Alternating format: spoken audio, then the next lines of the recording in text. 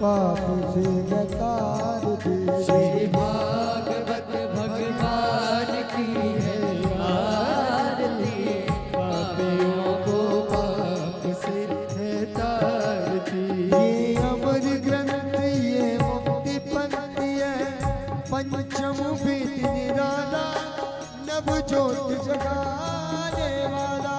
ये अमर ग्रंथ ये मुक्ति पंथ ये पंचम वेद निराला, नव ज्योति जगाने वाला। हरि नाम यही हरि ध्यान यही, हरि नाम यही हरि ध्यान यही, जग के मंगल की आरती, पापियों को पाप से तारती।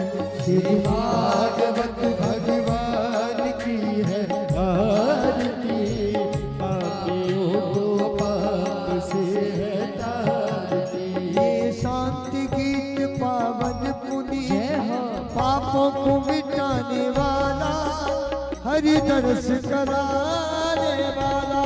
जय शांति गीत पावन पुनीत, पापों को मिटाने वाला, हरि दर्श कराने वाला। ये सुख करनी ये दुख हरणी, ये सुख करनी ये दुख हरनी, श्री मधुसूदन की आरती, पापियों को पाप से तारती। श्री भागवत भगवान की है आरती, पापियों को पाप से है तारती। ये मधुर बोल जगभंग खोल, सन्मार्ग बताने वाला, बिगड़ी को बनाने वाला। ये मधुर बोल जगवंत खोल, सद्मार्ग बताने वाला, बिगड़ी को बनाने वाला। श्री राम यही घनश्याम यही, श्री राम यही घनश्याम यही, श्री प्रभु महिमा की आरती, पापियों को पाप से तारती। श्री भागवत भगवान की है आरती, पापियों को पाप से है तारती। कर्पूर गौरम करुणावतारम, संसार सारम भुजगेन्द्रहारम, सदा वसन्तं हृदयारविन्दे, भवं भवानी सहितं नमामि। तुमेव माता च पिता तुमेव बन्धु च सखा तुमेव विद्या द्रविणं तुमेव शर्वं मम देवदेवं। राधे कृष्ण कृष्ण कृष्ण राधे राधे श्याम श्याम श्याम राधे राधे कृष्ण कृष्ण कृष्ण राधे राधे, राधे श्याम श्याम श्याम राधे राधे, राधे कृष्ण कृष्ण राधे कृष्ण कृष्ण राधे राधे, राधे श्याम श्याम राधे कृष्ण कृष्ण राधे राधे, राधे श्याम राधे कृष्ण राधे श्याम श्याम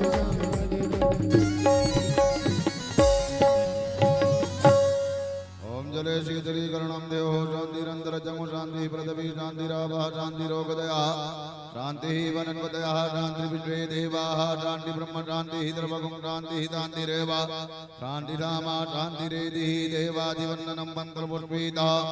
ओम जगनीन जगन्मय जन्तदेवास्तानि धर्माणि प्रथमान्यानि सन्नादि अनाकं महिमानः तजन्त यत्र पूर्वे साध्याः सन्ति देवाः हरिः ओम् एकदन्ताय विद्महे वक्रतुण्डाय धीमहि तन्नो दन्ति प्रचोदयात् हरिः ओम् नन्दनन्दनाय विद्महे यशोदानन्दनाय धीमहि तन्नो श्रीकृष्ण प्रचोदयात् हरिः ओम् वृषभानुजायै च विद्महे कृष्णप्रियायै च धीमहि तन्नो श्रीराधः प्रचोदयात् श्रीवन्दिकावकुलचम्पकपाटलब्जै पुन्नागजातिकरवीररसालपुष्पै बिल्लप्रवाल तुलसीदलमञ्जरीभिः त्वां पूजयामि जगदीश्वर मे प्रसीद नानासुगन्धिपुष्पाणि यथा कालोद्भवानि च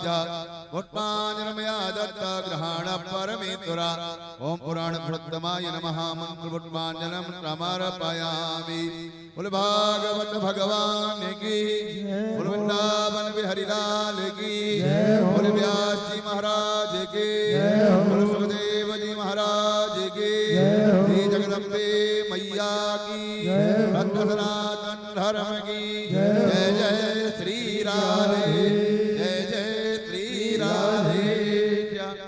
सभी अपने अपने स्थान पर बैठ जाइए। जय जय श्री राधे। आज श्रीमद् भागवत का तीसरे दिवस श्री मां भगवती जगदम्बा के सन्निधान में बैठ करके श्री मिथिला कुंज यूट्यूब चैनल के माध्यम से आप सभी श्रवण कर रहे सभी भक्तों का जय जय श्री राधे। व्यास मंच पर विराजमान परम पूजनीय महाश्री महामंडलेश्वर श्री किशोरी शरण जी महाराज वृंदावन श्री महाराज जी के चरणों में प्रार्थना करेंगे कि आज तीसरे दिन की कथा श्रवण करा करके हमें कृतार्थ करें। जय श्री राधे।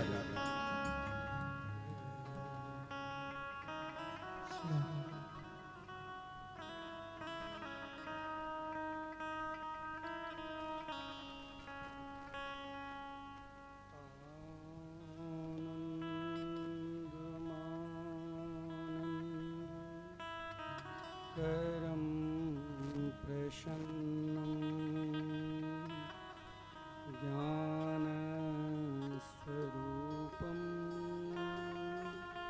निजभावयुक्तं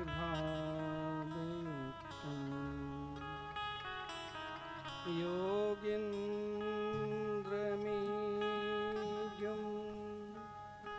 भवरोगवैद्यं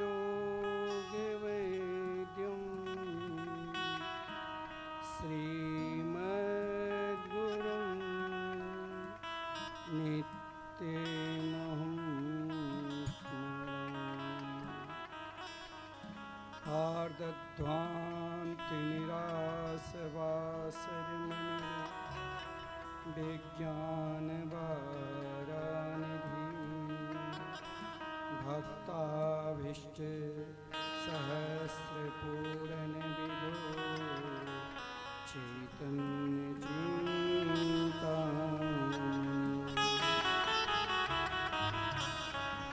सद्भृङ्गे प्रसित विष्णु भक्ति नलिनी डाको हेतुदय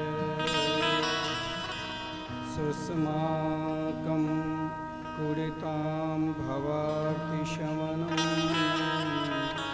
निम्बार्किणां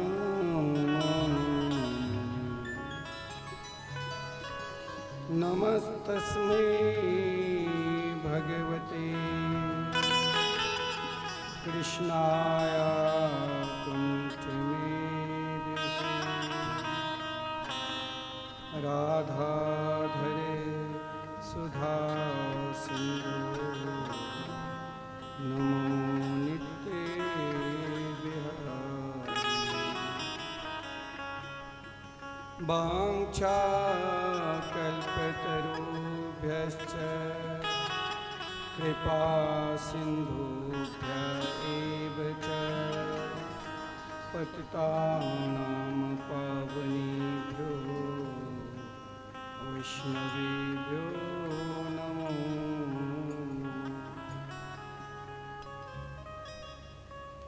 आइए हम सब 2 मिनट भगवान के मंगल में नाम संकीर्तन करें, तत्पश्चात तथा मृत का रसा स्वागत करें।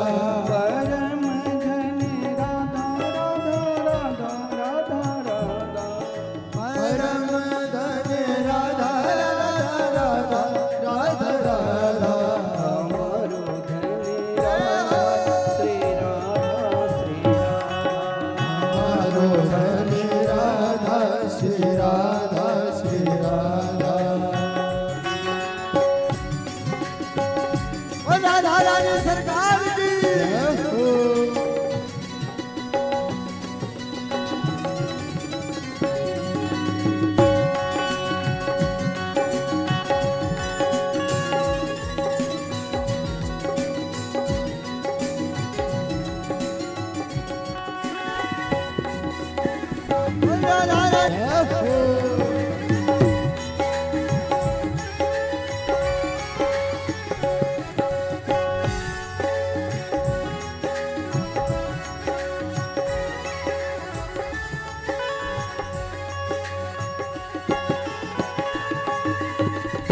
जीवन धन राधा राधा राधा राधा राधा जीवन धन राधा राधा राधा राधा राधा जीवन धन राधा राधा राधा राधा राधा जीवन धन राधा राधा राधा राधा हमारो धन राधा श्री राधा हमारो धन राधा श्री राधा श्री राधा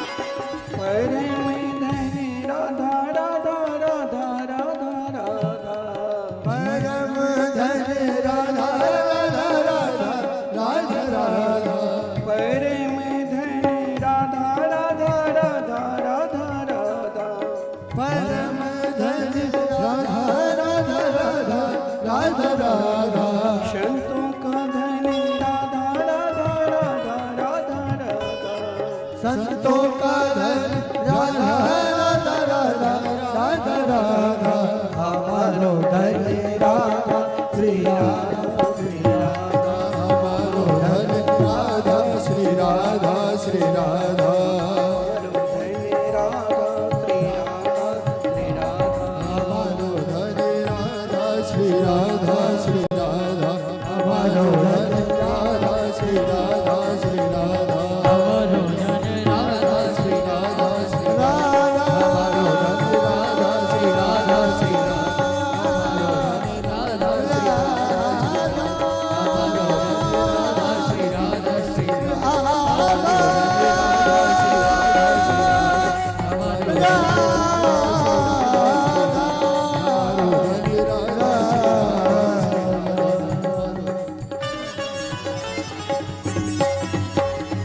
श्री वृंदावन बिहारी लाल की जय हो श्री सद्गुरुदेव भगवान की जय हो श्रीमद् भागवत महापुराण की श्री सुखदेव जी महाराज की श्री दुर्गा मैया की श्री हनुमान जी महाराज की समस्त ग्राम बस्ती की जय जय श्री राधे जय जय श्री राधे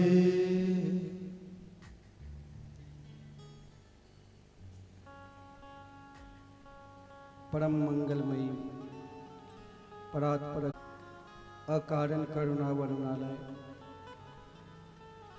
भक्तवांछित कल्पतरु श्री नंदनंदन श्याम सुंदर की वांगमयी प्रतिमूर्ति श्रीमद्भागवत सप्ताह कथा ज्ञान यज्ञ के हम सब लद्दाख द्वालक ग्राम में उपस्थित होकर माँ जगदम्बा के पावन सानिध्य में श्रीमद्भागवत कथा अमृत का रसास्वादन कर रहे हैं। आज हम सब तृतीय दिवस की कथा में प्रवेश करने जा रहे हैं। जो भक्त मिथिला कुंज यूट्यूब चैनल के माध्यम से देश विदेश में कथा अमृत का रसास्वादन कर रहे हैं या भागवत पंडाल में बैठकर कथा अमृत का रसास्वादन कर रहे हैं या ध्वनि यंत्र के माध्यम से अपने घर में बैठकर कथा अमृत का रसास्वादन कर रहे हैं, कुछ क्षण के लिए मात्र 3 घंटे के लिए अपने मन को प्रिया प्रीतम के चरणारविंद में समर्पित करते हुए कथा अमृत का रसास्वादन करें। क्योंकि मानस में कहा गया है कि जीवन का सर्वश्रेष्ठ साधन, जीवन का सर्वश्रेष्ठ फल यदि कुछ है तो भगवान की चर्चा, सत्संग। क्योंकि जब प्रभु श्री राघवेंद्र सरकार वन की ओर प्रस्थान की और भरद्वाज ऋषि के आश्रम में मिले तो भरद्वाज ऋषि के हृदय में उतनी प्रसन्नता नहीं हुई जितनी प्रसन्नता आदरणीय भक्तराज भरत जी के देखकर हुआ। और भरत जी से जब मिलन हुआ, सत्संग हुए, तो भरद्वाज ऋषि ने कहा, सब साधन कर सुफल सुहागा, सब साधन कर सुफल सुहागा, लखन राम सीदर सन पावा, लखन राम सीदर सन पावा, तही फल करी फल दरस तुम्हारा, तही फल करी फल दरस तुम्हारा, शहित प्रयाग सुभाग हमारा,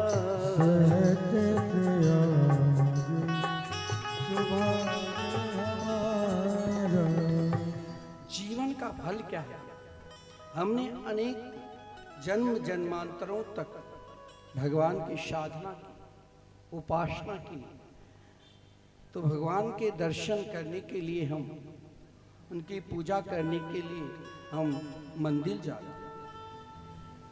भरद्वाज ऋषि ने भरत जी को देखकर यही कहा कि मैंने अपने जीवन में जो साधना की उसका फल प्रभु के दर्शन मिला, लेकिन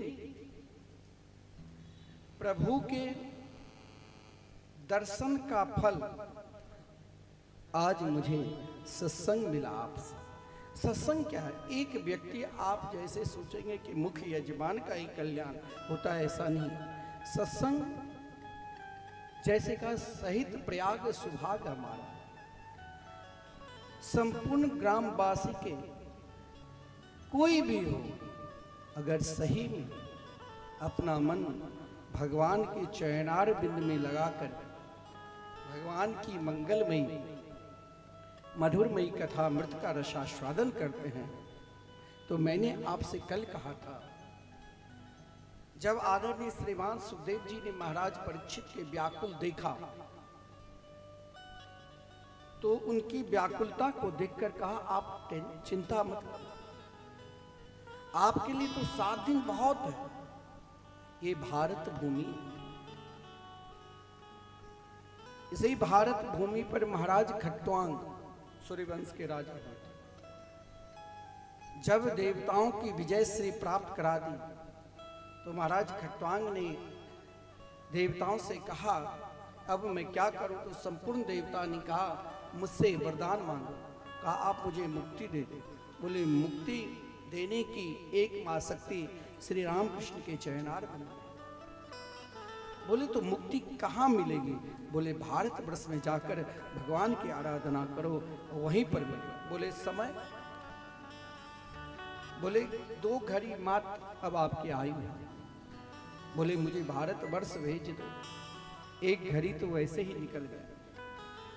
1 घंटा से कम 45 मिनट में भगवान की उपासना नाम जाप करते करते भगवत तत्व को प्राप्त कर।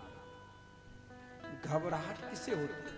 जिसके हृदय में आप भय दे दोगे, ये नहीं करोगे तो ये दोष लगेगा, ये कार्य नहीं करोगे तो ये दोष लगेगा। लेकिन आदरणीय श्रीमान सुखदेव जी ने कहा कि आप घबराओ नहीं। सही में आप 7 दिन तक भगवान की मंगलमयी कथा अमृत का रसास्वादन करोगे तो मैं जरूर प्रियाप्रीतम के दिव्य धाम। देखिए, ये एक डॉक्टर की चालाकी। कोई डॉक्टर आपको महाराज बीमारी है छोटा सा तो बहुत बड़ा बताकर और भयभीत कर देंगे, और कोई एक छोटा सा डॉक्टर कहेंगे 2 पूरी आप सुबह शाम खा लो ठीक हो जाओगे। तो बीमारी है भयंकर, फिर भी उनकी बात में इतने विश्वास है जो हम अपने आप ठीक हो जाते हैं। तो ये विश्वास कब पैदा होता है?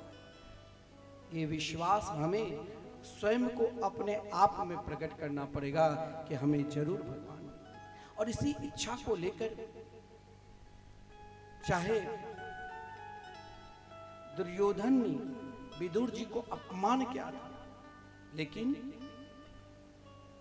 विदुर जी ने अपने जीवन में संपूर्ण सुख को त्याग कर कदली वन में रहकर अपनी पत्नी सहित भगवान को प्राप्त कर लिया। ब्रह्मा जी ने भी अगर सृष्टि की तो ब्रह्मा जी जब व्याकुल हुए तो भगवान के स्मरण किया, और जिस स्मरण के कारण भगवान ने 12 अवतार धारण कर हिरण्याक्ष का उद्धार किया।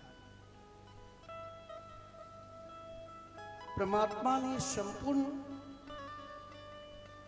ज्ञान को प्रदान करने के लिए ही तो कपिल भगवान के रूप में आते हैं और अपनी माता को सांख्य धर्म के सुंदर उपदेश दिया। और देखिए, जब माता देवहूति ने संपूर्ण सांख्य धर्म का अष्टांग योग हो, प्राणी किस प्रकार कैसे भोगते हैं, सब कुछ श्रवण कर लिया, लेकिन जीवन का एक ही सार जब स्वयं ज्ञान के स्वरूप में स्वयं भगवान ही कपिल भगवान के रूप में थे, लेकिन माता देवहूति एक श्लोक में भगवान की महिमा को गान कर दी।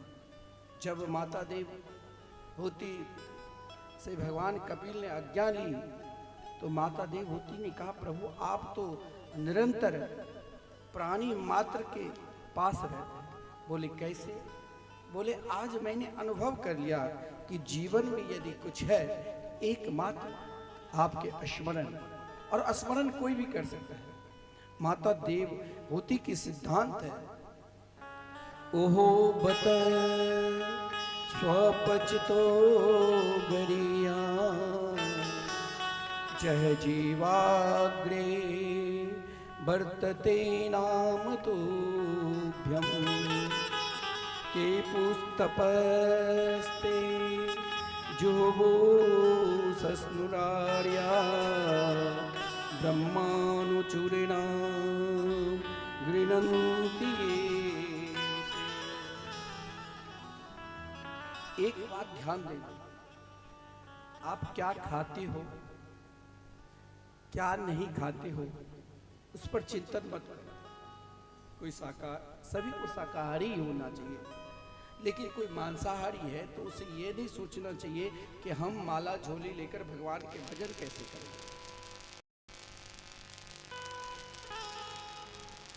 हर व्यक्ति का अधिकार है तुलसी के माला पर, क्योंकि तुलसी का माला और रुद्राक्ष दोनों बराबर, दोनों की महिमा है। देवी भागवत में रुद्राक्ष के और तुलसी महिमा की अभूतपूर्व वर्णन है।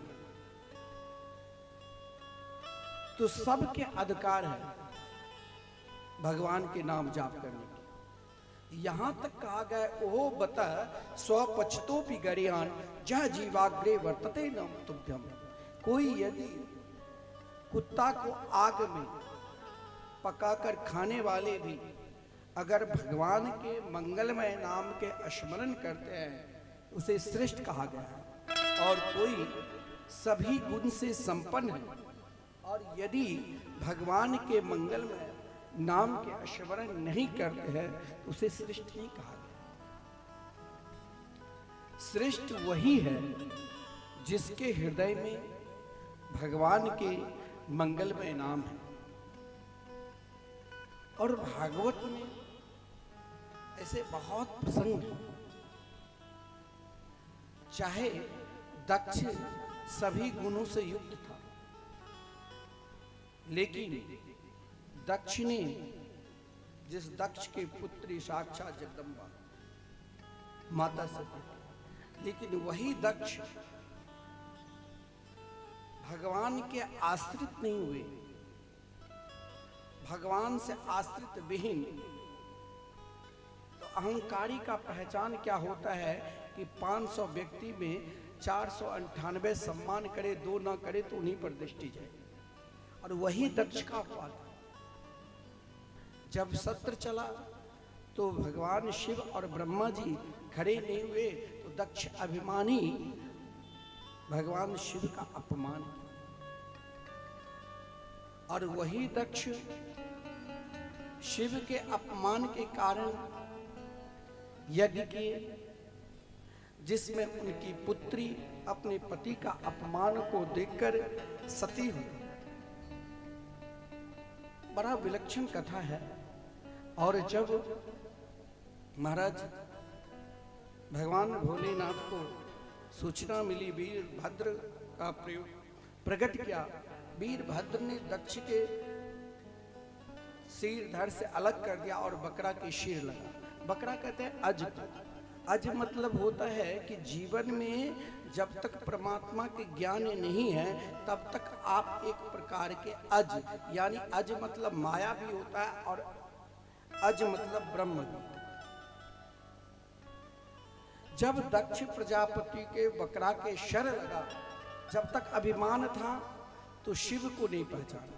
और हमारे शास्त्र में कहा गया है कि वैष्णवानाम यथा शंभु, संपूर्ण वैष्णवों की आचार्य भगवान शिव है।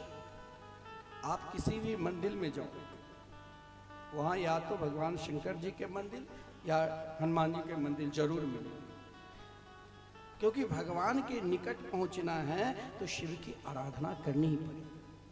और वही दक्ष जब स्वयं को पता चला, जब तक माया में व्यस्त था, अभिमान में, तब तक स्वयं को, अपने आप को नहीं पहचाना। और जब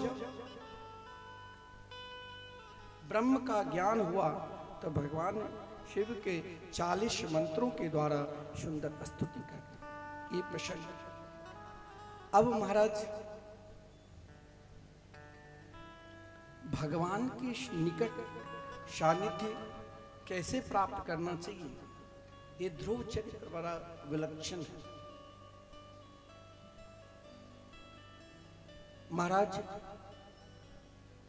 उत्तानपाद के 2 पत्नी हैं। एक पत्नी का नाम है सुनीति और दूसरी पत्नी के नाम है सुरुचि। दोनों में 2 प्रकार की स्वभाव है। ये ध्यान देना कि हमें अपने जीवन में हम अभी तक कहाँ तक आ चुके हैं। कथा जीवन में जीने की कला सिखाते हैं, और जब हम जीवन में जीने की कला पूर्ण रूप से समझ जाते हैं तो भगवान की कथा मरण सुधार देते हैं। भागवत यही करते हैं। अब हमें स्वयं को सोचना है कि हम अपने जीवन में किस स्तर तक हैं। हमें सुनीति बनना है या हमें केवल अपने जीवन में सुरुचि के पर ही भरोसा रखना है। सुनीति बाल्यावस्था से ही अपने जीवन को परमात्मा में समर्पित कर दें, और सुरुचि अपने जीवन को केवल संसारिक भोग विलास में ही रत रहे। कारण क्या हुआ, जीवन में दो प्रकार के सुख मिलता है हर व्यक्ति को। एक व्यक्ति के अंदर जो सुख है वो सदा रहेगा, मरणोपरांत भी उस सुख से हम वंचित नहीं हो सकते। होटल में जाकर बढ़िया रूम ले लिया, बढ़िया भोजन कर लिया, खूब घूम लिया अच्छे जगह पर, बढ़िया वस्त्र पहन लिए, क्षणिक सुख जिसके लिए हम निरंतर प्रयास करते रहते हैं। तो यहाँ महाराज उत्तानपाद, ये उत्तानपाद राजा जो मनु महाराज के पुत्र है, उनके दो पुत्र थे, प्रियव्रत और उत्तानपाद। तो महाराज उत्तानपाद हम सब हैं, जो माता के गर्भ से जन्म लिया वो सब उत्तानपाद। और हम सब के जीवन में दो ही इच्छा है, या तो खूब, बहुत लोग कहते हैं ना, अरे शरीर क्या मिला है आत्मा को कष्ट देने के लिए, खूब खाओ पियो, क्या तुम आत्मा के ठेकेदार हो? आत्मा तो परमात्मा है, शरीर जन्म लेता है और शरीर मरता है, आत्मा ना जन्म लेती है और आत्मा नहीं मरती है। फिर भी गांव देहात की भाषा में कहते हैं कि अरे आत्मा को कष्ट मत पहुंचाओ। अरे मूर्ख, आत्मा तो ईश्वर है, आत्मा तो परमात्मा है। आत्मा को हमें पहचानना है, यानी परमात्मा को हमें स्वयं को पहचानना है। और इस पहचान के लिए हमें अपने जीवन में इच्छा रखना है। अब इच्छा, हम छोटी सी झोपड़ी में है, बढ़िया महल बन गया, महल में टंकी की व्यवस्था, सारे सुविधा भी हो चुकी है, फिर भी इच्छा के अंत नहीं। और एक इच्छा हमें कुछ नहीं है, खाओ भगवत भजन करो, जो होगा ठाकुर जी की इच्छा। अब आप स्वयं सोचो कि हमें किस इच्छा में जीना है। तो महाराज राजा थे, सारी सुख सुविधा, सुनीति से विवाह किया, लेकिन निरंतर भगवत चर्चा में ही सुनीति रहती थी। महाराज को प्रिय नहीं लगा, फिर विवाह किया सुरुचि से। सुनीति निरंतर महाराज को आगे बढ़ाता था कि सामने परमात्मा है, ऐसा नहीं है जो भगवान एक को मिलते, भगवान सभी को मिलते हैं, लेकिन भगवान क्यों नहीं हमें मिलते हैं? कारण ये हो गया, हम सब एक ही थे 63 के आकार में।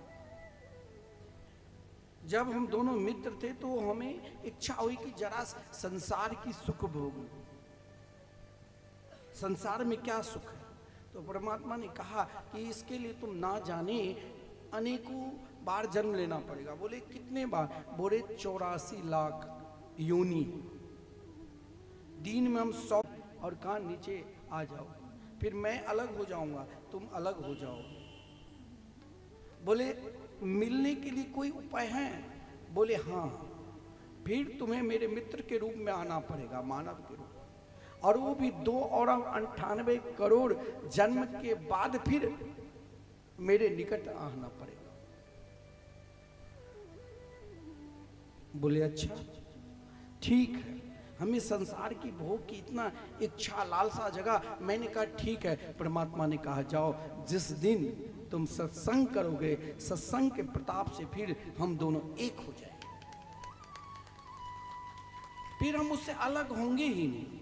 फिर तुम ध्रुव बन जाओगे, मैं ईश्वर बन जाऊंगा, तुम भजनानंदी बन जाओगे, मैं परमात्मा बन जाऊंगा। तुम अब तक जो भी भोग रहे हो वो सब उत्तम है, कुछ क्षण के लिए ही सुख है। रसगुल्ला खा लिया, मुख में स्वाद के 2-4 दिन लगातार खाकर थक जाओ, हर चीज में थकान है। लेकिन ईश्वर की भजन में, परमात्मा की भजन में थकान नहीं। आप सोकर भी उन्हें पुकार सकते हैं, आप बैठकर भी उन्हें पुकार सकते हैं, आप खाकर भी उन्हें पुकार सकते हैं, जैसे मन लगे उन स्थिति में आप पुकार सकते हैं। लेकिन पुकारने की प्रक्रिया क्या? जब स्वयं को अपने आप पर अपनी शक्ति को ही शून्य बनाकर एकमात्र उनकी शक्ति पर विश्वास करोगे, तब ही वो दर्शन। यहाँ सुनीति ने अपने जीवन में सत्संग को अपनाया, तो महाराज जी ने कहा तुम चली जाओ यहाँ से। सुनीति कहीं नहीं गई। सुनीति महाराज के ही राजधानी में एक सुंदर उपवन था, वहां पर भजन करने लग गई, जहां संतों का निरंतर सत्संग चलता, दैनिक सत्संग। वृंदावन में कई सत्संग हॉल है, मिथिला कुंज में भी 1000 व्यक्ति एक साथ बैठ जाए उतने बड़े सत्संग हॉल है, निरंतर कथा होती रहती है अपने आश्रम में। ना कथा तो संकीर्तन तो निरंतर है ही। तो सुनीति अपने जीवन में सोचा कि मैं परमात्मा को प्राप्त करूं।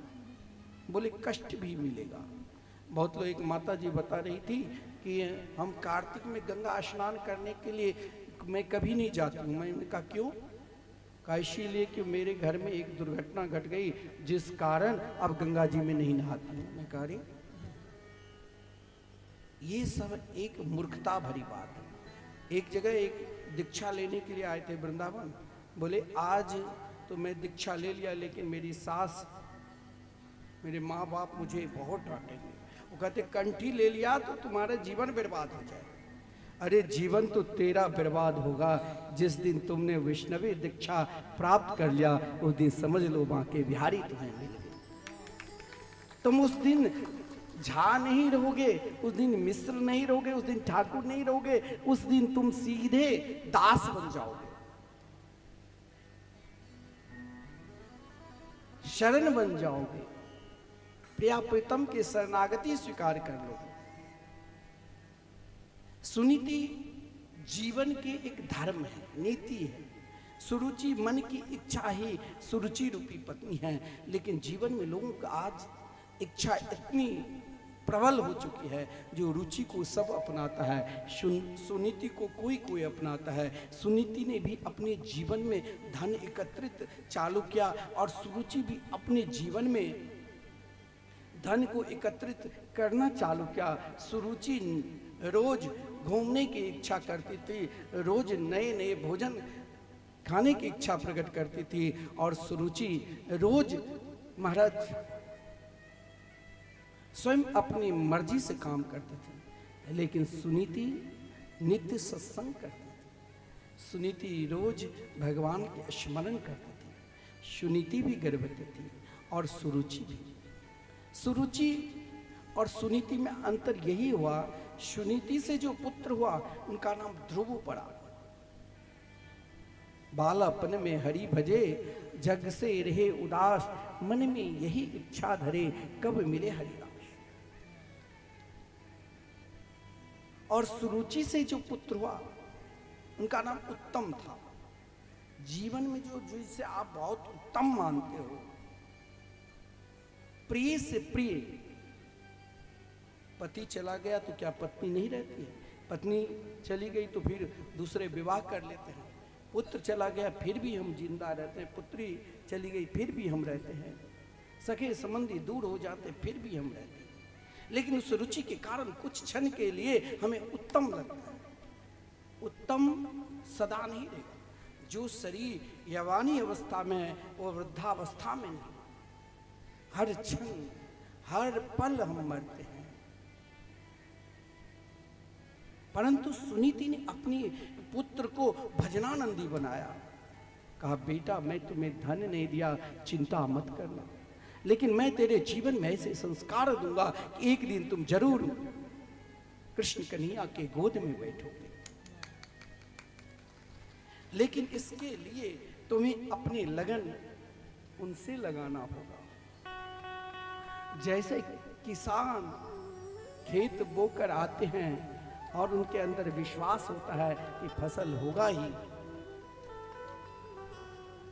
उसी प्रकार हमें भी ये विश्वास रखना चाहिए हमें भगवान मिलेंगे, और उन्हें हमें पुकारना चाहिए। और क्या कहना चाहिए?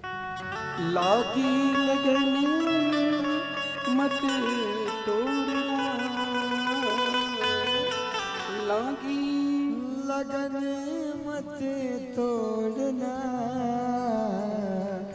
प्रभु जी मोरी लागी लगन मत तोड़ना, प्रभु जी मोरी लागी लगन मत तोड़ना, ओ लागी लगन मत तोड़ना, ओ लागी लगन मत तोड़ना, ओ लागी लगन मत तोड़ना, लागी लगन मत तोड़ना, हरि जी मोरी लागी लगन तोड़ना, हरि जी मोरी लागी लगन मत तोड़ना, प्रभु जी मोरी लागी लगन मत तोड़ना, प्रभु जी मोरी लागी लगन मत तोड़ना।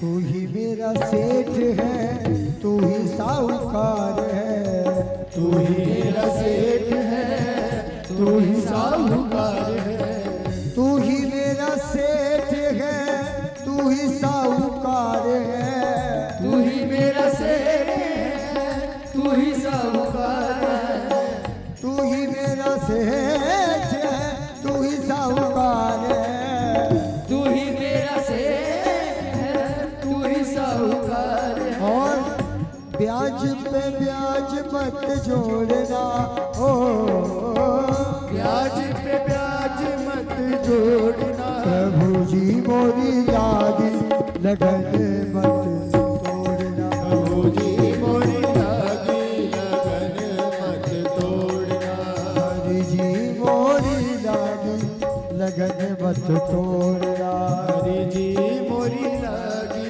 लगन मत तोड़ना।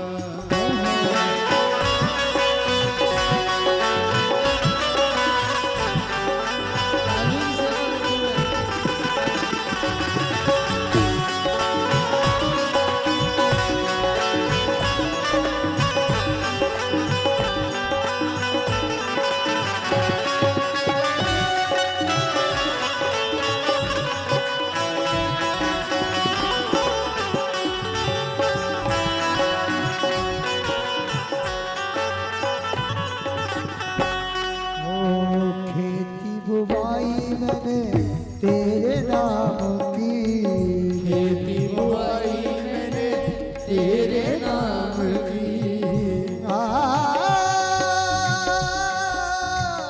जय हो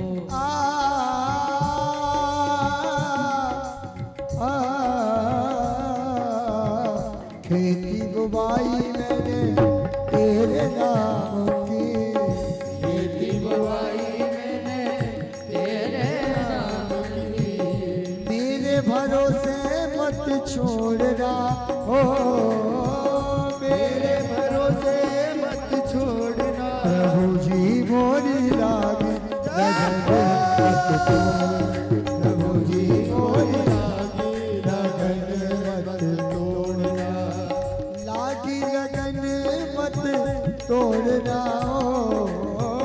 लागी लगन मत तोड़ना, हरि जी मोरी लागी लगन मत तोड़ना, हरि जी मोरी लागी लगन मत तोड़ना। बोल बाकी बिहारी लाल की।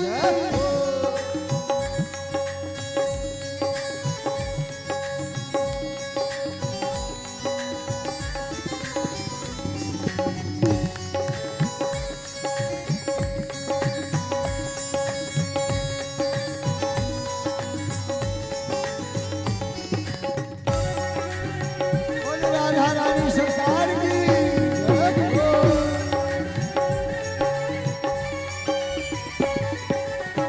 गहरी नदिया नाव पुरानी, गहरी नदिया नाव पुरानी गहरी नदियाँ नाव पुरानी, गहरी नदियाँ नाव पुरानी गहरी नदियाँ नाव पुरानी, गहरी नदियाँ नाव पुरानी गहरी नदियाँ नाव पुरानी, बीच भंवर मत छोड़ना हो, बीच भंवर मत छोड़ना, प्रभु जी मोरी लागे लगन मत छोड़ना, प्रभु जी मोरी लागे लगन मत छोड़ना, हरि जी मोरी लागे लगन मत छोड़ना, हरि जी मोरी लागी लगन मत तोड़ना, ओ लगी लगन मत तोड़ना, ओ लगी लगन मत तोड़ना, प्रभु जी मोरी लागे लगन मत तोड़ना, प्रभु जी मोरी लागी लगन मत तोड़ना, हरि जी मोरी लागे लगन मत तोड़ना, हरि जी मोरी लागी प्रभु जी मत तोड़ना, हरि जी मोरी लागी मत तोड़ना, हरि जी प्रभु जी जय जय श्री राधे, जय जय श्री राधे, जय जय श्री राधे।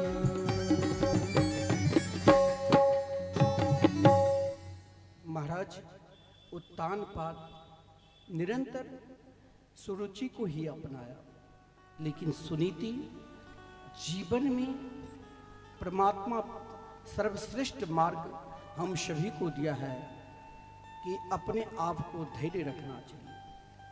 सुनीति ने अपने पुत्र को चाहे 5 वर्ष के हो गए, परंतु पुत्र को निरंतर नीति धर्म का उपदेश दिया।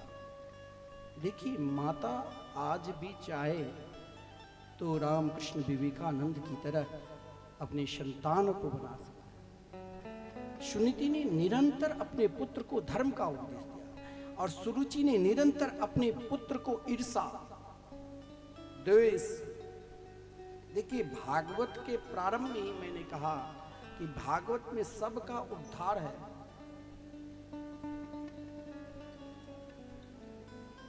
लोभ का प्रतीक हिरण्याक्ष का भी उद्धार हुआ, क्रोध का भी होगा, काम का भी होगा,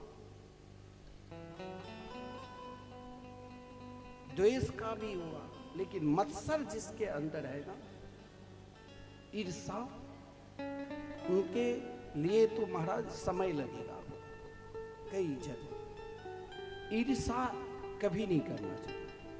निर्मत्सराणाम शताम, इसलिए भागवत में कहा कोई भी कार्य करो उसमें किसी को नीचे दिखाने के लिए नहीं, बल्कि ऐसा कार्य करो कि सब तरफ प्रशंसा हो।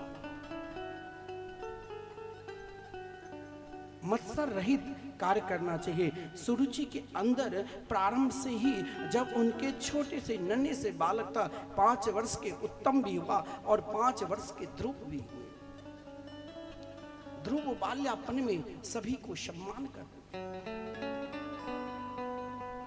संपूर्ण राष्ट्र के प्राणी ध्रुव की ही प्रशंसा कि ये बालक भजनानंदी है, ये सम्मान देखिए। उत्तम बाल्यापन से ही लोगों को अपमान करते थे, लेकिन आज ध्रुव के जन्मदिन है। कोई आपके बुराई करे ना तो पहले उसे नमन करो। इसलिए रामचरितमानस में तो आदरणीय श्रीमान तुलसीदास जी भूत प्रेत दुष्ट सभी को नमन किया है।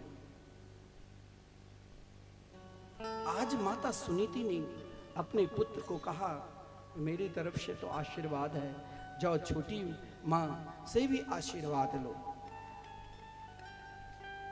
जिस समय ध्रुव छोटे छोटे बालकों के साथ ऋषि आश्रम से चलकर महाराज उत्तानपाद के निकट गए, तो उत्तानपाद सिंहासन पर बैठे हैं, संगीत का स्वर चल रहा है,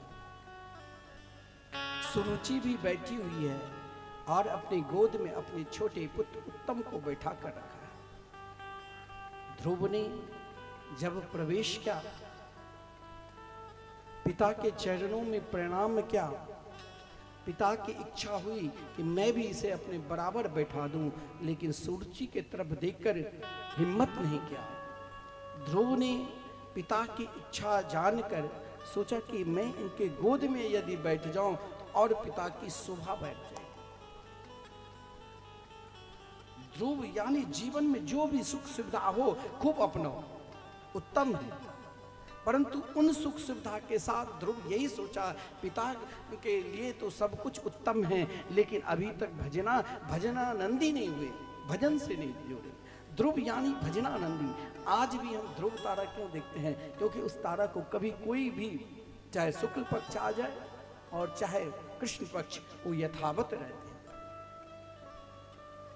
पिता की शोभा बढ़ाने के लिए जीवन में सब कार्य करो, खूब घूमो फिरो, खूब खाओ, लेकिन इसके साथ अपने जीवन में कभी कभी ऐसा भी समय निकालो कि हम सत्संग में भी जाए। कभी ऐसा भी समय निकालो कि वृंदावन, अयोध्या, काशी हम घूम कर भगवान के दर्शन करके, भगवान के धाम के दर्शन करने के लिए। यहाँ पर ध्रुव ने उस सिंहासन पर बैठने की इच्छा प्रकट की। अब यहाँ देखो, अभिमान और मत्सर बहुत प्रबल होता है। सब कुछ प्राप्त होने के बाद भी आप सोचोगे कि हम भगवान के हो जाएंगे, ये नितांत असंभव है जब तक महापुरुषों सदगुरु की कृपा नहीं होगी। ध्रुव ने उस सिंहासन पर बैठने के प्रयास किया, लेकिन सुरुचि ने तुरंत हाथ पकड़ लिया। कोई भगवान के भजन करने के लिए जा रहे हैं तो उसे आपको प्रेरणा देना चाहिए, रोकना नहीं चाहिए। इसके लिए शास्त्र में कहा गया है उसे अकाल मृत्यु होती है। अगर कोई भगवान के भजन करने के लिए आगे बढ़ रहे हैं तो उसे और प्रोत्साहन करो। हो सकता है उनके संग से मेरा भी कल्याण हो जाए। अगर आपकी पत्नी भगवान के भजन कर रहे हैं तो उसमें विघ्न नहीं डालना चाहिए और सहयोग करना चाहिए। आपके पति अगर भगवान के भजन कर रहे हैं तो उसमें विघ्न नहीं डालना चाहिए, उसे सहयोग करना चाहिए। घर के कोई भी प्राणी हो उसे विघ्न नहीं डालना चाहिए, उसे सहयोग करना चाहिए। लेकिन सुरुचि जब अपने आप में अभिमान आ जाता है, मत्सर समा जाते हैं, तो सब कुछ भूल जाते हैं। ध्रुव जी को हाथ पकड़ लिया। अभी तक ज्ञान भी नहीं था, नन्हे से छोटे से 5 साल के बालक, उसे क्या ज्ञान हो, फिर भी होनहार जो होते हैं वो बाल्यापन से ही उनके अंदर वो तेज है। ध्रुव ने एक प्रश्न कर दिया अपनी माता से, क्योंकि सुरुचि ने तुरंत कहा कि तुम राजा के अप्रिय पत्नी के पुत्र हो, तुम्हें इस सिंहासन पर बैठने के लिए कोई अधिकार ही नहीं। धर्म नीति से ध्रुव को ही बैठने के अधिकार है, लेकिन सुरुचि ने मना कर दिया। तो ध्रुव चुप होकर हाथ जोड़कर खड़े हो गए। बोले कि माता श्री, ये बताओ, इस सिंहासन पर अगर मैं बैठने के लिए प्रयत्न करूं, इच्छा करूं, इसके लिए तो संसार में ऐसा कोई भी कार्य नहीं है। जब आप वो कार्य करोगे तो उसमें सफलता जरूर मिलेगी। बोले इसमें क्या हमें सफलता मिलेगी? अब यहाँ पर सुरुचि, ये देखो अभिमान, मैं नहीं चिल्लाते रहते, यही मैंपन है। मेरा मैं, तुम कुछ नहीं, तुम तो शून्य हो। यहाँ पर सुरुचि ने फिर भी ये मैंपन भरा हुआ था। उसने कहा, तपसा राधे पुरुषम तस्से बानु गृहेण में गर्भे तुम साधयात्मानं यदीच्छसे नृपाशनम्। बड़ा होने के लिए ऐसा कोई भी व्यक्ति नहीं है, मन में चाहे आप भागवत पंडाल में भी क्यों ना बैठे, लेकिन मन में इच्छा जरूर होगा कि हम बहुत बड़े बने। बड़ा बनने के लिए महाराज बार बार इच्छा होती। उसके लिए क्या, ब्रह्मा जब सृष्टि के विस्तार किए और भगवान ने ब्रह्मा जी से कहा कि आप सृष्टि को विस्तार करो, तो ब्रह्मा जी ने कहा कोई आधार शक्ति है? तो जीवन में ब्रह्मा जी को उस समय जब सृष्टि के विस्तार हो, केवल जल ही जलते, तो 2 ही शब्द सुनाई दिया था। व्याकरण में एक सूत्र है, कादियो मावसाना स्पर्शा, कौ से म तक स्पर्श कहलाता है। उसमें दो शब्द त और प। जीवन में कुछ प्राप्त करना है तो तपस्या करना पड़ेगा, चाहे प्रतिष्ठा के लिए, चाहे धन के लिए, चाहे विद्या के लिए, चाहे प्रभुता के लिए, उसमें तप करना पड़ेगा। लेकिन दो प्रकार की तप, एक अभिमानी उस तप को अपने में घटा देते हैं कि मैंने ये सब कुछ किया तब ये विस्तार हुआ, ये तो पहले मेरे पास तो कुछ था ही नहीं, मैंने परिश्रम किया। और यही बात सुरुचि कह रही है, ध्रुव से तपसा आराध्य पुरुषम तस्से वानुग्रहेण में। अगर तेरे अंदर इस सिंहासन पर बैठने की इच्छा है तो तपसा आराध्य पुरुषम, जाओ जंगल और जंगल में जाकर तप करो। बोले किसके तप? देखिए सुरुचि भगवान को कभी उपासना नहीं की, लेकिन एक क्षण के लिए ध्रुव जैसे महात्मा के रूप देखकर सुरुचि की भाव जगी। जैसे आजकल ढोंगी पाखंडी इतने हो गए हैं, जहां तहां पाखंड धर्म को विस्तार कर रहे हैं। चारों तरफ देखो तो जहां हर गांव में महाराज किसी न किसी तांत्रिक बनकर बैठा है, लोगों को गुमराह कर रहा है। कहीं और भी देहात सब में जाओ तो और तांत्रिक, शहर सब में भी वो कहेगा मैं एक फूंक में तुम्हें ठीक कर दूंगा। उसके बाप की ताकत नहीं। आपके अंदर जो मानसिक रोग है, इसलिए ठीक होना है तो कहीं भटको नहीं, एक बात श्री राम कृष्ण के मंगलमय नाम के स्मरण करो और स्वयं अपने घर में ही आप पूर्ण रूप से ठीक हो जाओगे। लेकिन लोगों को इतनी रुचि हो गई, कोई महाराज तांत्रिक दिखाता, हाँ भाई वो लोग, कुछ लोग तो ऐसे भी बैठा कर रखते हैं, उसको दिन में 500 रुपया रोज देते हैं कि तुम मैं जो पूछूं वही तुम बताओ। और कुछ ऐसे भी है तंत्र विद्या कई प्रकार के सीख कर आपको गुमराह करते हैं। वो अपने बड़प्पन के लिए मानो उसका भी पतन होगा एक दिन न एक दिन, और आपका भी होगा। और कोई संत महात्मा लग जाओ तो वो अपना बड़प्पन नहीं, वो आपको आश्रय देंगे। किसके? तो भगवान के नाम के। जीवन में कुछ प्राप्त करना है तो उनके मंगलमय नाम का जाप करो ना, सब कुछ मिलेगा। भगवान के चरणार बिंद में सारा पुरुषार्थ। लेकिन हमें पकड़ना पड़ेगा, हमें भटकाव को छोड़ना है, हमें उनके चरणार बिंद को आश्रित होना है। लेकिन हम भटकते हैं, जैसे एक तांत्रिक, एक महाराज पाखंडी, वो कहते हैं मैं ही सब कुछ हूं। पहले तुम रजिस्ट्रेशन करो, इतना पैसा जमा करो, दिखाते हैं टीवी पर, और तब तुमको मैं ये कर दूंगा, ये कर दूंगा, ये कर दूंगा। लोग सीधे साधे, जैसे कोई बीमार शरीर रोग से ग्रस्त है तो अनेक डॉक्टरों लोग घूमते हैं, उसी प्रकार लोग सोचते सही में इतना हमारी संस्कृति में सनातन धर्म में विश्वास है, जो लोग बढ़ते हैं, लेकिन उसे गुमराह नहीं करना चाहिए। ये एक सुरुचि थी। जैसे सुरुचि ने कहा ध्रुव को तपसा आराध्य पुरुषम तस्से वानुग्रहेण में, तुम जाओ आराधना करना। कहाँ? तो वन में नारायण की। बोले ठीक है भैया, मानो यहाँ कोई दुष्ट व्यक्ति भी आपको सही में कुछ ऐसा शब्द बोल दे जिससे आपका उसे भी एक शिक्षा गुरु मानना। तो ध्रुव जी ने जो ही सुरुचि ने कही तपसाराध्य पुरुषम तस्से वानुग्रहेण में, भगवान सब पर अनुग्रह करते हैं, सब पर कृपा करते हैं। लेकिन देखिए अब यहाँ अभिमान, सब जानते हैं ऐसा कोई भी व्यक्ति इस संसार में नहीं है जो भगवान ये नहीं कहेंगे कि सब इस संसार में सब कुछ तो एकमात्र परमात्मा है। फिर भी अज्ञान वशात नहीं, उन व्यक्ति के कारण ही मैं इतना बड़ा हूं। जैसे सुरुचि ने कही, अगर भगवान दर्शन दे दे तो कुछ मांगना नहीं, कहना मैं मर जाऊं और मरकर सुरुचि के पुत्र बनूं, तभी इस सिंहासन पर बैठ सकूं। क्योंकि गर्भे त्वं साधि आत्मानम यदीच्छसि नृपाशनम, अगर तुम्हें राजा बनना है तो मेरे गर्भ में आना ही पड़ेगा। एक संस्कारी व्यक्ति का यह लक्षण है, अगर उनके जीवन में किसी भी प्रकार के दुख आता है तो जल्दी बाहर प्रकट नहीं करते, उसे स्वयं सहन कर लेता है। जैसे नन्हे से छोटे से ध्रुव रोते हुए अपनी माँ सुनीति के पास तो गया, लेकिन ध्रुव बोला नहीं। जैसे कोई व्यक्ति एक सर्प को डंडा मार दे और सर्प मरे नहीं, उसे जोर जोर से श्वास लेने लग जाए, उसी प्रकार ध्रुव जी की मन स्थिति थे। फिर भी मेरी माँ उदास न हो, इसीलिए ध्रुव तो शांत हो गए।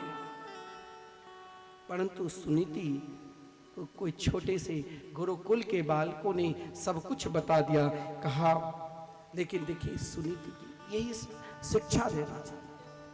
माता को चाहिए कि अपनी संतान को कभी भी किसी के अनिष्ट विद्या के उपदेश देना ही नहीं चाहिए। सुनीति ने कहा, बेटा एक शब्द तुम्हारी विमाता सतैली माँ सुरुचि ने सही कहा कि जीवन में कुछ प्राप्त करना है तो तपसाराध्य पुरुषम, तप करो, लेकिन तब करो, आपको किसी को छोटा दिखाने के लिए नहीं। ये आप इच्छा लेकर कोई काम करोगे कि ये हमसे बड़े हो गए, इससे मैं नीचे दिखाने के लिए, तो ये भी आपके मूर्खता है। इसीलिए सुनीति ने अपने पुत्र को कहा, जाओ बेटा तुम तप करो, लेकिन तप के साथ एक काम ध्यान रखना। क्या?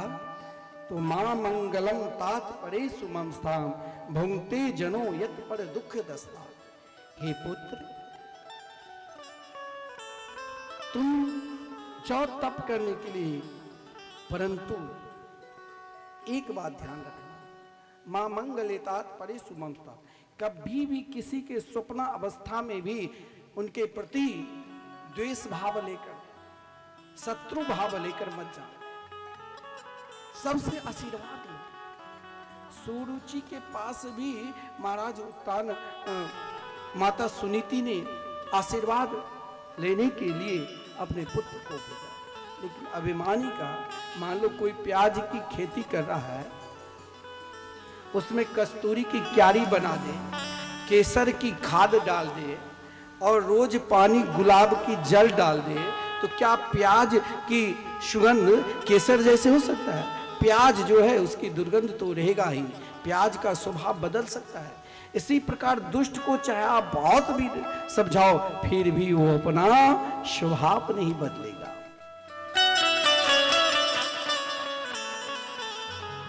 सुरुचि के चरणों में भी प्रणाम किया। सुरुचि ने सोचा कि चलो अब ये जंगल, छोटा सा बालक है, वन में जाएगा, कोई सिंह व्याघ्र खा लेगा, मर जाएगा, अब मेरे पुत्र तो पृथ्वी के अकेला ही सम्राट बनकर रहेगा। लेकिन ध्रुव की माता,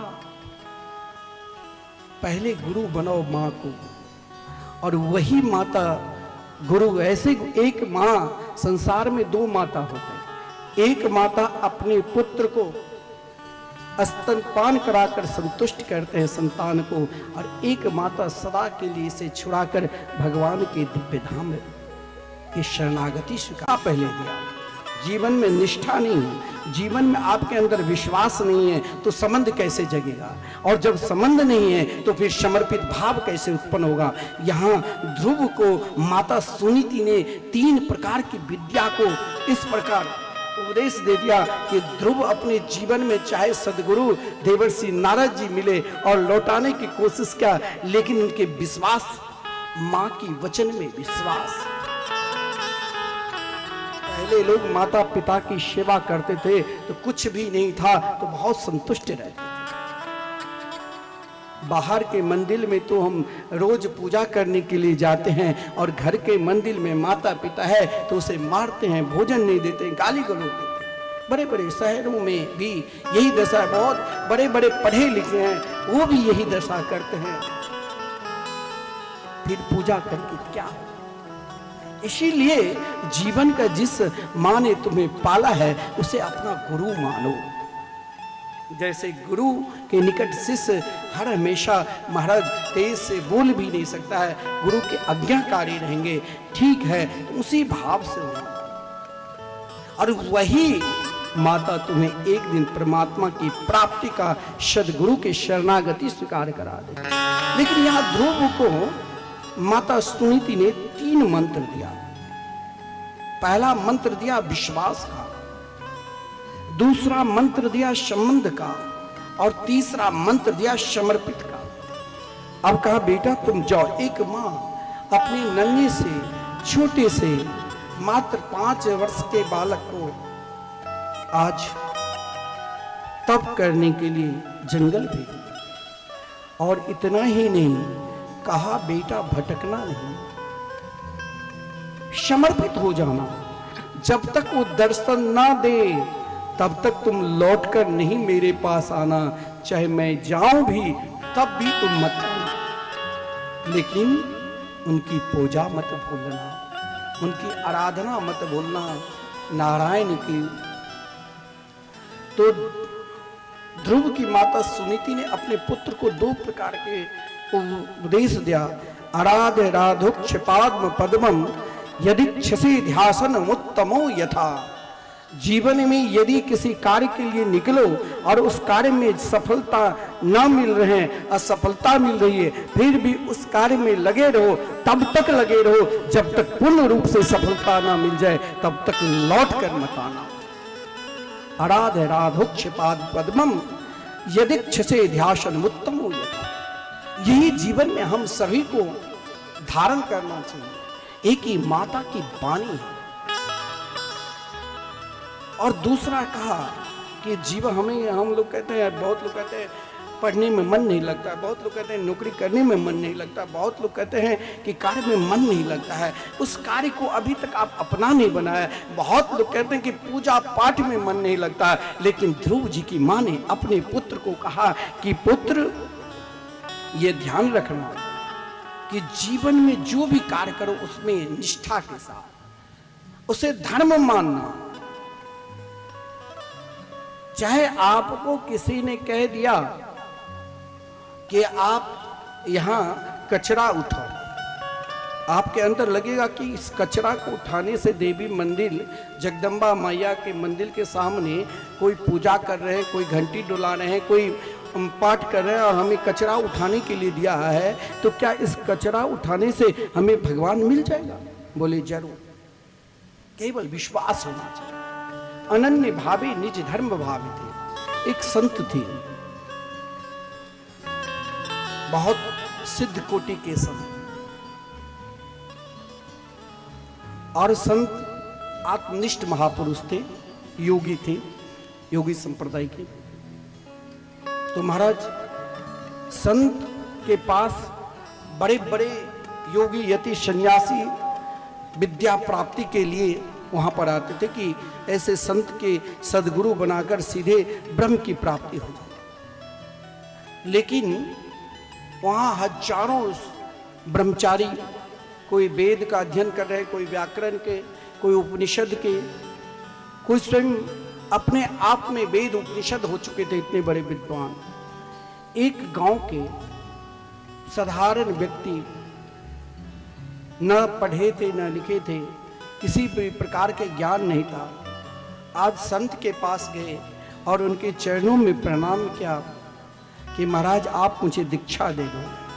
संत हंसकर बोले क्यों आए हो? बोले कि ब्रह्म की प्राप्ति के लिए, परमात्मा की प्राप्ति के लिए ही मैं आया हूं। बोले मुझे दीक्षा दो। बोले ठीक है, अभी 12 साल के बाद दूंगा, तब तक तुम यहाँ जितने भी संत हैं उनकी भोजन की व्यवस्था के लिए रोज धान जो पड़ा हुआ है, इस धान को मुसल में कूटो और चावल तैयार करके या छिरवा तैयार करके रोज भंडार गृह में जमा करो। अब वो दिन रात धान में लगा रहता था, फुर्सत कहाँ धान को एकत्रित करना। फिर पहले उतनी व्यवस्था नहीं थी, मूसल से छिलका हटाना, फिर चावल तैयार होता था, फिर भात बनता था। ये रोज काम था। गुरुदेव ने उनको आदेश दे दिया तुम रोज धान कूटो, तो उसने अपने आप को जान गए यही मेरे लिए धर्म है, गुरु की वाणी ही मेरे लिए धर्म है, और यही वाणी मुझे भगवान से मिला देंगे। और वो नित्य धान कूटता। एक दिन क्या हुआ, गुरुदेव वृद्ध हो चुके थे, गुदरी, अब आप ये नहीं समझना गुदरिया थे, गुदरी पहनते थे फटे हुए वस्त्र। अब महाराज वो गुदरी जिस शिष्य को वो स्वयं अपने शरीर पर जो रखा था, जिस शिष्य को उठा देते वही उस आश्रम के महंत बनता। आज गुरुदेव वृद्ध हो चुके थे, सोचा आज सभी को बुलाऊं और एक विशाल हॉल में एक महाराज विशाल दीवार पे कलम रख दिया और कहा कि सब अपने जीवन की जो आज तक अनुभव किए हैं, सब अपने अपने जीवन के अनुभव बताओ। बड़े बड़े विद्वान उनके शिष्य थे, किसी ने वेद के ऊपर अनुभव बताया, किसी ने उपनिषद के ऊपर अनुभव बताया, सब अपने अपने विद्या के अनुसार अपना अनुभव बताया, लेकिन सद्गुरु प्रसन्न नहीं हुए, संतुष्टि नहीं हुई। आज वो धान कूटने वाला जो 12 वर्ष तक उसे पता भी नहीं कि सत्संग क्या होता है, वो तो गुरु के वचन मानकर धान कूटता रहा और इसके अलावा वो कुछ जानता ही नहीं था। एक कोना में एक खड़े होकर ये दृश्य देख रहा था, मन में सोचा अभी धान कूटना बाकी है, फिर ये लोग निकलेंगे तो इसके लिए चावल तैयार कैसे करूं। गुरुदेव ने एक शिष्य से कहा कि सब यहाँ हजारों बैठे हैं मेरे शिष्य, लेकिन आज जिसे कल तक सब पागल समझते थे, मंद बुद्धि कहकर पुकारते थे, क्या वो आज इस सभा में नहीं है? जरा उनको बुलाओ। उनको बुलाया गया, गुरुदेव अपने निकट बुलाए और बुलाकर कहा कि आज 12 वर्ष तक तुमने धान जो कूटा, इससे तुमने क्या अनुभव लिया? उसने धान कूटने वाले ने कहा कि गुरुदेव आपने तो मुझे जिस दिन धान कूटने के लिए कहा उसी दिन आपने हमें दीक्षा दे दिया और मैं उस धान कूटने में ही परमात्मा के दर्शन कर रहे थे।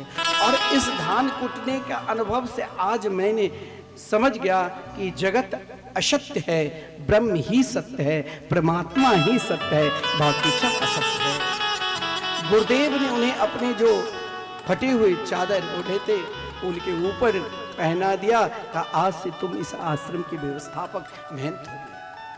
क्योंकि उसने धान कूटने में ही ईश्वर को देखा। इसीलिए ध्रुव की मां ने कहा अनन्य भावे निज धर्म भाविते। हे पुत्र, जीवन में जो भी कार्य करो उसे अपना निज धर्म मानकर, उसे ये नहीं बेमन से कोई भी कार्य करोगे तो उस कार्य में सफलता नहीं मिलेगी। जो भी कार्य करो मन से करो। ध्रुव जी की माता ने अपने पुत्र से यही कहा अनन्य भावे निज धर्म भाविते मनस्य अवस्थाप्य भजस्व पुरुषम। जाओ उन आराध्य मेरे गोविंद का तुम उपासना अनन्य भाव से करना। तुम किसी प्रकार के एक मंत्र दे दिया माता ने और कहा जब याद आवे तो यही कहना हे गोविंद, एक मां तुम्हारी याद आती, हे मेरे गोपाल, किसी की याद नहीं करना, निरंतर उन्हें पुकारना और मेरे को विश्वास है वही मार्ग तुम्हें बता देंगे। क्योंकि ध्रुव ने कहा आगे तो अंधकार ही अंधकार जंगल है, लेकिन माता ने कहा उनकी याद करते जाओ और पुकारो तुम्हारी याद आती है, बताओ क्या करी मोह, तुम्हारी याद आती है, बताओ क्या करे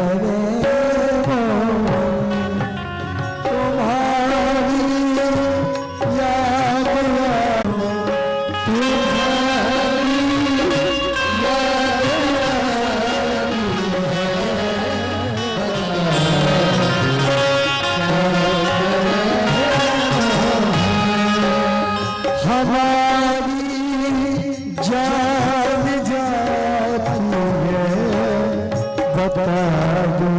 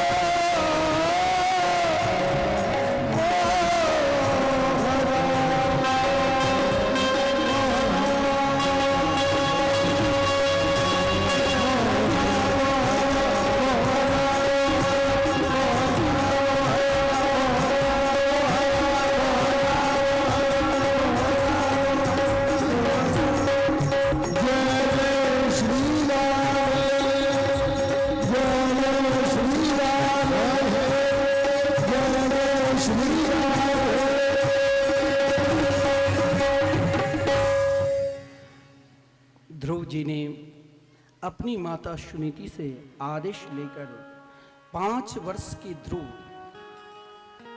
लेकिन उनकी निष्ठा और उनकी अनन्यता, क्योंकि मां ने एक मंत्र दे दिया, बेटा तुम जा रहे तो जाओ, जब याद आवे तो गोविंद की याद करो। लेकिन उसमें अनंता रखना, निष्ठा रखना, अनन्य भावे निज धर्म भाविते, इस भाव को लेकर ध्रुव जी जब आगे बढ़े और राजधानी को छोड़कर आगे जा रहे थे, लेकिन ध्रुव जी के मन में हुआ कि आगे तो विशाल जंगल है, छोटी छोटी नदियां बह रही है, क्या करूं, किधर जाऊं? जंगल में तो सिंह होगा, भेड़िया होगा, माता तो मैं 4 बार भोजन मांगते तो 5 बार खिलाते, जंगल में मुझे कौन खिलाते? लेकिन मुझे परमात्मा को प्राप्त करना है, तब ही अब लौट कर जाऊं। ये उद्देश्य लेकर ध्रुव जी आगे बढ़ रहे थे। उसी समय देवर्षि नारद जी बीना बजाते हुए, हरि का गुण गाते हुए ध्रुव जी के निकट आए। जो ही ध्रुव जी ने देखा, देवर्षि नारद जी को साष्टांग प्रणाम किया। संस्कारी बालक पहचान जाते हैं कि यही हमें परमात्मा से मिला। देवर्षि नारद जी ने ध्रुव जी की परीक्षा ली। बोले बेटा तुम कहां जा रहे हो? बोले परमात्मा की प्राप्ति के लिए। बोले बड़े बड़े योगी यति सन्यासी प्रयास करते हैं तब भी उस मार्ग पर नहीं पहुंच पाते, क्यों, किस उद्देश्य से? क्या मैंने सुना है कि बीमाता तुम्हारी छोटी माता ने तुमको अपमान किया जिस कारण तुम जंगल जा रहे हो? बोले नहीं गुरुदेव। बोले चलो ये डांट फटकार तो घर में लगता ही रहता है, माता ने डांट दे ही दिया, क्रोध कर ही लिया, तो तुम क्यों जा रहे हो? जाओ अभी ये खिलौना लो और फिर लौट जाओ। लेकिन ध्रुव जी की निष्ठा तो उनकी मां पहले ही।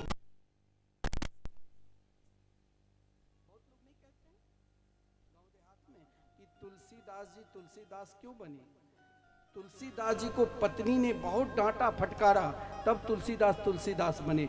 अरे पत्नी के डांट से, पत्नी के फटकार से अगर तुलसीदास जी बन जाते तो आजकल तो घर घर में तुलसीदास हो जानी चाहिए ना, कहाँ कोई होते हैं।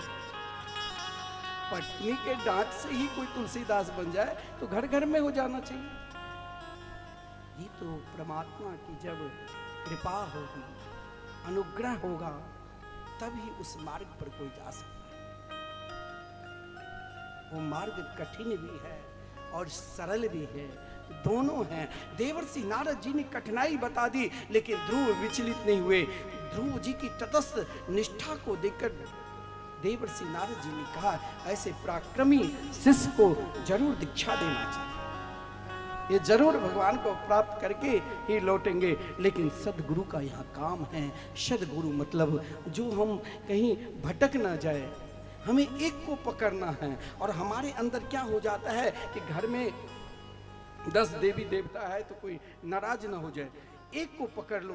क्योंकि भगवान निम्बार्काचार्य जी ने वेदांत 10 श्लोकी में कहा कि जिनके चरणार बिंद को सब पकड़ रखा है, नान्या गति कृष्ण परार बिंदात समदृश्यते ब्रह्म शिवादि वंदितात भक्ति क्षयोपात सुचिंत विग्रात अचिंत शक्ति रविचिंत सासा। जिन त्या प्रथम परमात्मा के चरणार बिंद को ब्रह्मा शंकर इंद्रादि समस्त देवता निरंतर प्रार्थना करते रहते हैं, एक को पकड़ लो, एक को साध लिया ना सहयोग कर, तो अपने आप सब आ जाएंगे। सबकी पकड़ने की जरूरत नहीं, ये देवी नाराज ना हो जाए, ये देवता नाराज ना हो जाए। एक को पकड़ो और पूर्ण रूप से पकड़ो, छोड़ो नहीं। यथा तरोल मूल निषेच नीना तृप्यंति तत् स्कंद मुजोप शाखा। जैसे वृक्ष के जड़ में हम पानी डालते हैं तो हजारों पत्तियां, लाखों पस फूल फल खिलित होते हैं, लेकिन एक जड़ में पानी डालने से जब पुष्प फल डालियां पत्ते सब आनंदित रहते हैं, तो हम एक को पकड़ेंगे तो हमें सब कुछ मिल जाएगा। देवर्षि नारद जी जान गए कि ये कोई साधारण बालक है, इसीलिए कहा इसे मैं शिष्य बना। और अष्टादशाक्षर गोपाल राज मंत्र प्रदान कर दिया।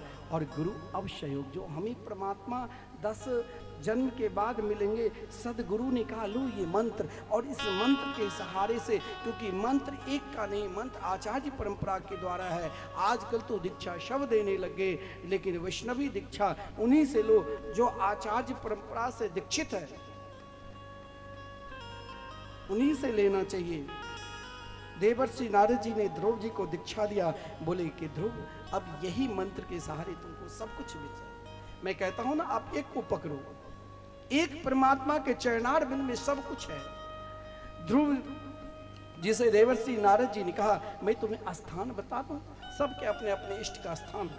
जैसे हमारे इष्ट के स्थान वृंदावन धाम है, और वृंदावन धाम में भी हमारे जो आचार्य चरण सब हुए, जिसे आप अपने पूर्वज बोलते हैं, हमारे जो पूर्वज हुए हैं उस सब के सब वृंदावन में ध्रुव टीला है, जहाँ आज भी यमुना जी की धारा और टीला है, जहाँ पर बड़े बड़े संत महात्मा आज भी साधना करते हैं।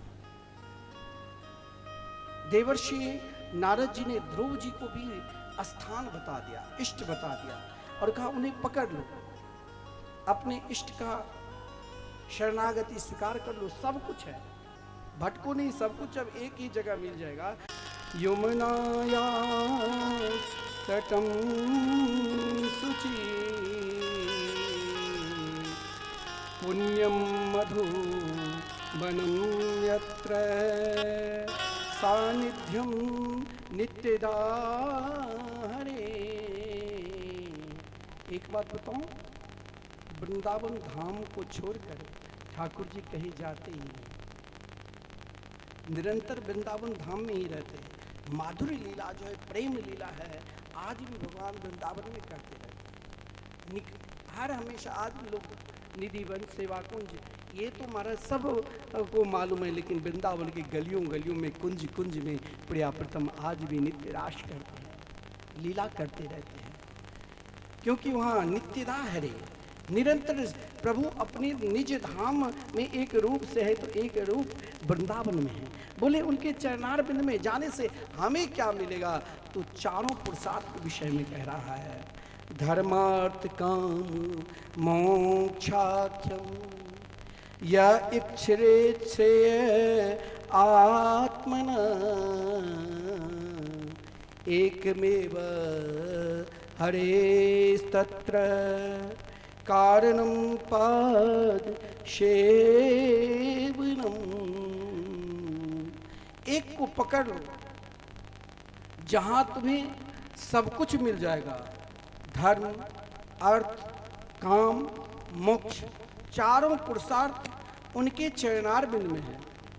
ऐसा कोई भी पुरुषार्थ नहीं है जो धर्म, अनेक प्रकार के धर्म हैं, लेकिन संपूर्ण फल चाहते हो तो परमात्मा के चरणार बिंद में लग जाओ, उनके मंगल में नाम के स्मरण करने लग जाओ। नाम में वो शक्ति है जो परमात्मा स्वयं आपके पीछे पीछे चलने लग जाएंगे। ये नाम की महिमा है।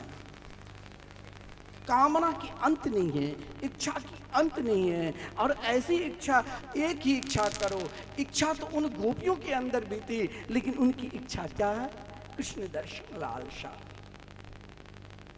संपूर्ण कामना इच्छा को प्राप्त करना है तो भगवान के चरणार बिंद को स्वीकार कर लो। मोक्ष भी, धर्म अर्थ भी वहां मिलेगा, कामना भी और मोक्ष भी उनके ही चरणार बिंद में। ध्रुव जी सदगुरु के चरणों में प्रणाम किया और उद्देश्य लेकर कि मुझे परमात्मा को प्राप्त करना है, उद्देश्य लेकर आगे बढ़े। जब वृंदावन गए, हमारे शास्त्र में कहा गया है, देखो आज जैसे घर पर किसी भी प्रकार के पाप हो जाते हैं तो हम तीर्थ स्थान जाते हैं, गंगा जी स्नान कर लो, साल भर फिर कुछ करो, ये नहीं। ऐसे भाव लेकर कभी गंगा जी में स्नान भी नहीं करना। अब हम पूरी साल पाप करेंगे और एक बार कार्तिक मास में गंगा जी स्नान करके आ जाएंगे, नहीं। हमारे शास्त्र में कहा गया है, अन्य क्षेत्रे कृतम पापम पुण्य क्षेत्रे गमिष्यति और पुण्य क्षेत्रे कृतम पापम तरी वज्र लेपम भविष्यति। शास्त्र में यहाँ तक कहा गया, किसी भी तीर्थ स्थान में जाओ और 3 रात्रि अगर निवास करना है तो उन 3 रात्रि से एक दिन पूर्व स्वयं को प्रायश्चित करो, व्रत करो, ताकि कोई हमसे पाप ना हो। ध्रुव जी ने सोचा मुझे जब तक परमात्मा नहीं मिलेंगे तब तक मैं यहाँ से कहीं जाऊंगा। गुरुदेव ने कहा 6 महीने में ही तुम्हें मेरे गोविंद दर्शन देंगे। इस उद्देश्य से ध्रुव जी ने प्रथम दिन तो मात्र केवल व्रत किया, फिर अनुष्ठान प्रारंभ किया। ब्रह्म मुहूर्त में उठकर यमुना जी में स्नान, सतगुरु के द्वारा प्रदत्त जो मंत्र था उस मंत्र की आराधना और गुरु के द्वारा जो ध्यान बताया गया था उस ध्यान को अपने हृदयाकाश में बैठाकर ध्रुव जी को लगा उस मधुबन के पावन तट पर, जहां पर कण कण में आज भी आपको बंसी का स्वर सुनाई देगा।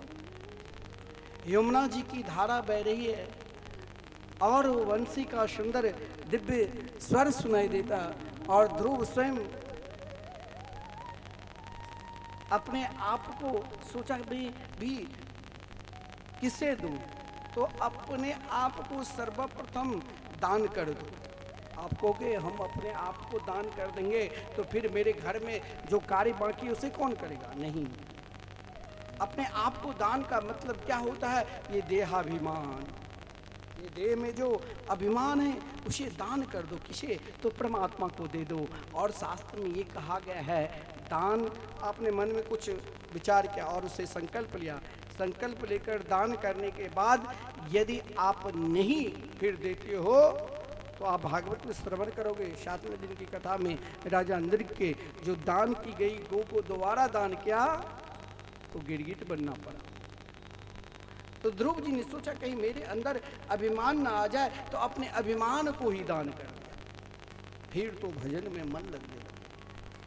जीवन में जब इच्छा जगे, अरे महाराज हमसे कोई कहता कि आपकी व्यवस्था तो बढ़िया, शहर में कथा कर क्या व्यवस्था, मैं अपने आप को हमारे पूज्य गुरुदेव का कि कहीं भी जाओ, ये नहीं जो भी व्यवस्था है नहीं उसमें आनंद करो। लेकिन ये कब होगा? जब आप स्वयं को अपने आप देहाभिमान भगवान के चरणारविंद में समर्पित कर दोगे। ध्रुव जी ने समर्पित करके महाराज आराधना करने लगे। 3 दिन में केवल बैर सुखा कपित नाम के फल होता है, उस फल को खाया। फिर भी भगवान ने देखिए अपनी कमी अपने अंदर देखो। हम लोगों में स्वभाव है कि हम दूसरे के ऊपर अपना कमी छोड़ देते हैं।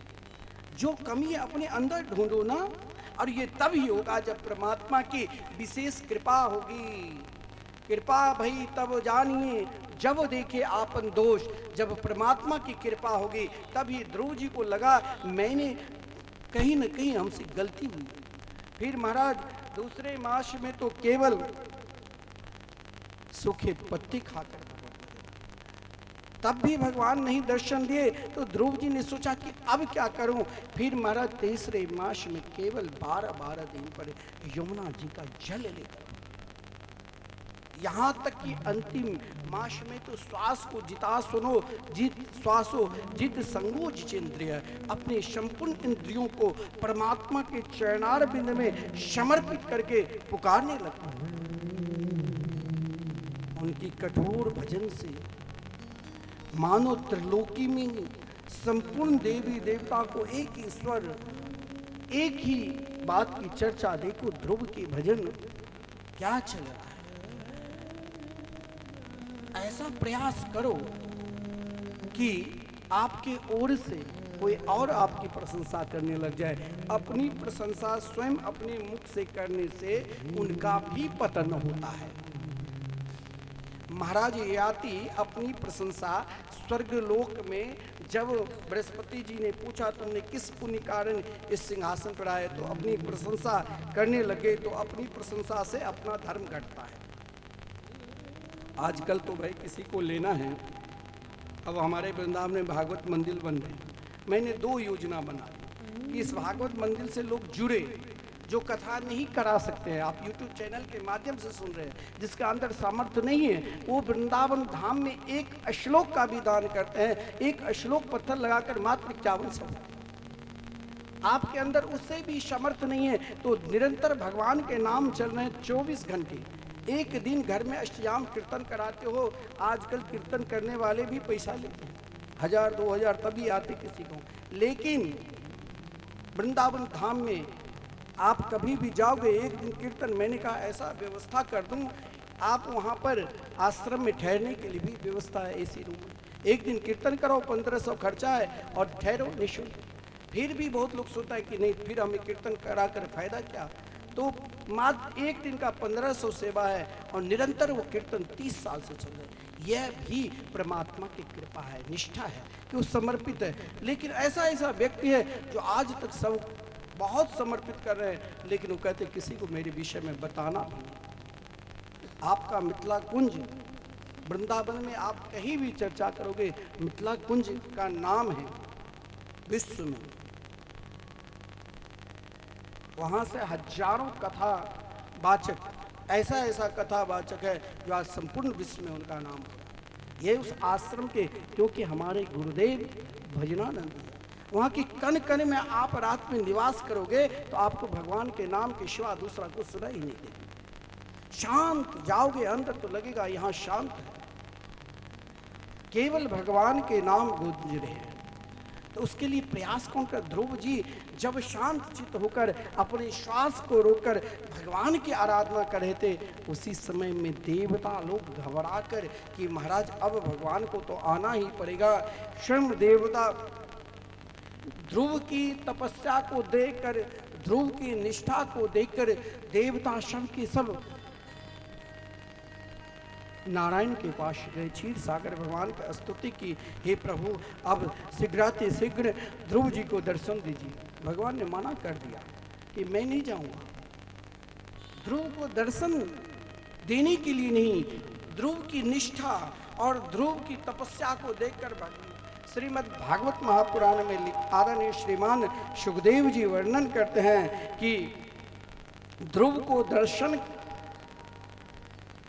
देने के लिए नहीं बल्कि दर्शन करने के लिए भगवान वहां पर पहुंचे। मधुर वनम वृत्तदृक्षयागता, यानी भगवान ध्रुव जी को दर्शन देने के लिए नहीं बल्कि दर्शन करने के लिए आए। और भगवान देखिए आज अपने परम प्रिय भक्त की प्रतीक्षा कर रहे हैं, जिस रूप को ध्रुव अपने हृदय में बैठाकर शंख चक्र गदा पद्म से सुशोभित दिव्य तथा बहुमूल्य विशिष्ट आभूषणों से युक्त उस सांवला सोलौना पीताम्बरधारी को अपने हृदय रूपी सिंहासन पर बैठाकर उपासना कर रहे थे, वो आज सामने खड़े हैं। लेकिन उनकी निष्ठा, उनकी तपस्या, आप महाराज उस रूप को अपने हृदय में बैठा रखे। भगवान प्रतीक्षा कर रहे हैं, प्रतीक्षा कर रहे हैं। अंत में जिस रूप को ध्रुव ने अपने हृदय में बैठाया, उस रूप को भगवान ने अपनी तरफ आकर्षण कर ली। ध्रुव जी ने नेत्र खोला, नेत्र खोलते ही ध्रुव जी ने अपने सामने साक्षात गोविंद के दर्शन करते हैं।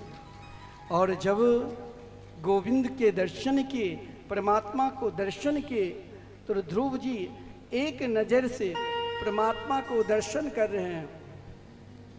हम सब भी इस रूप को दर्शन करें, और ये रूप तब ही मिलेंगे जब दोनों हाथ को उठाकर, जब दोनों हाथ को उठाकर कहोगे हम तो अब हो गए उन बाके बिहारी के, तब हमें भी एक दिन न एक दिन उस रूप का दर्शन होगा।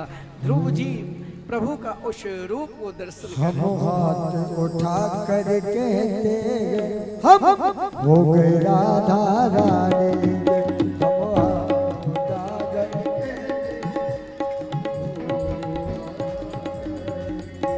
हम हो गए बाके बिहारी के, हम हो गए बाके बिहारी के, हम हो गए चक्रधारी के, हम ऐसे नहीं, दोनों हाथ उठा के सभी, दोनों हाथ उठाओ और कहो हम हाथ उठा कर कहते हम हो गए राधा रानी के,